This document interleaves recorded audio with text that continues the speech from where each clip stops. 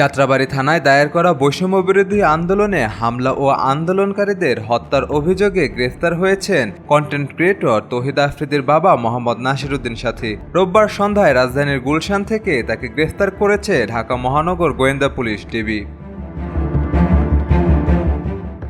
এক সময় ডিবির প্রধান ছিলেন হারুনুর রশিদ, যিনি ডিবি হারুন নামে বেশি পরিচিত।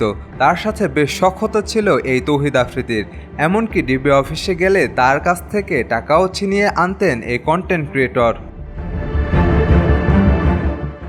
ডিবি সূত্রে জানা গেছে, ডিবি ওয়ারি বিভাগের একটি টিম গুলশান থানা এলাকায় অভিযান পরিচালনা করে সাথীর নিজ বাসা থেকে তাকে গ্রেফতার করে। তার বিরুদ্ধে যাত্রাবাড়ী থানায় নিয়মিত মামলা রয়েছে। যাত্রাবাড়ী থানার সেই মামলাটি গত বছরের আগস্টের 30 তারিখ দায়ের করা হয়, যেটি বর্তমানে পুলিশের অপরাধ তদন্ত বিভাগ সিআইডি তদন্ত করছে। মামলার প্রধান আসামি করা হয় স্বৈরশাসক শেখ হাসিনাকে। আসামির তালিকায় 2 নম্বরে রয়েছেন সাবেক সেতুমন্ত্রী ওবায়দুল কাদের, 11 নম্বর আসামি তৌহিদ আফ্রিদি এবং 22 নম্বর আসামি তার বাবা নাসিরউদ্দিন সাথী। এ হত্যা মামলায় মোট 25 জনকে আসামি করা হয়।